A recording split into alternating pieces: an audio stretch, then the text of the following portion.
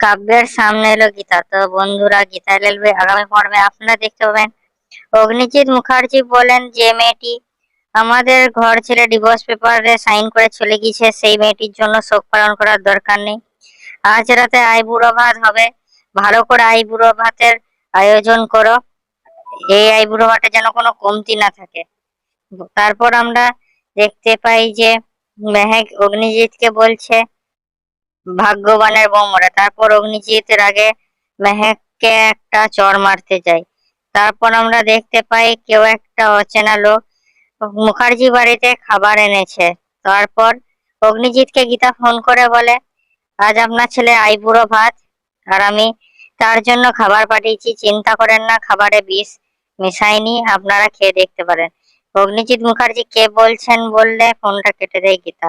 তারপর অগ্নিজিৎ মুখার্জি চিন্তায় পড়ে যায় যে কি করে সে জানলো যে আজকে আইবুড়ো ভাত আছে, আর স্বস্তিকের যে পছন্দের খাবার সেটাই বা সে কি করে জানলো।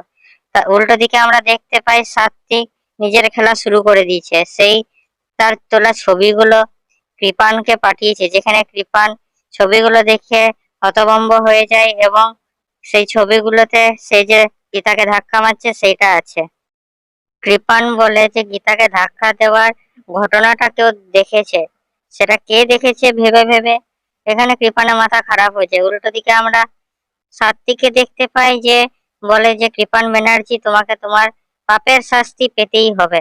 তারপর আমরা দেখতে পাই যে গুন্ডাটা কৃপানকে ফোন করেছে টাকা চাওয়ার জন্য, যেখানে কৃপান গুন্ডাটাকে বলে যে ছবিগুলো তুই তুলেছিস আমাকে ফাঁসানোর জন্য, তাই না? তারপর এদের দুজনের মধ্যে কথা কাটাকাটি শুরু হয়ে যায়। তারপর গুন্ডাটা বলে যে আমি কোনো ছবি তুলিনি।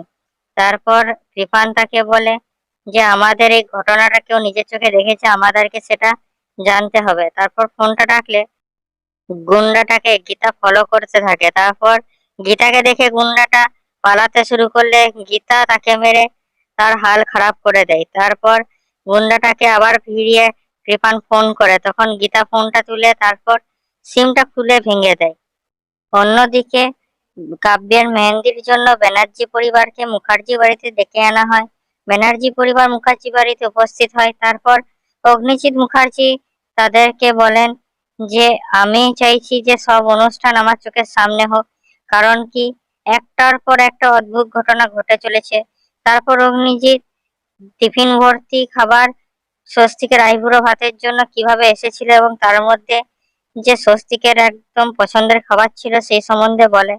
তারপর বেশি দেরি না করে মেহেন্দির অনুষ্ঠান শুরু করতে বলে।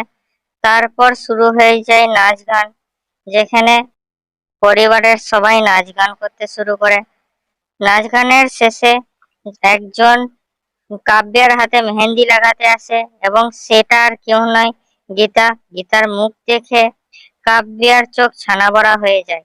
তো কি লাগছে বন্ধুরা, গীতাকে কাব্যাকে ধরা পড়াতে পারবে বলুন আমাদের কমেন্টে। আমাদের ভিডিওটা লাইক করুন আর আমাদের চ্যানেলটা সাবস্ক্রাইব করুন এরকম আরো আপডেটস এর জন্য।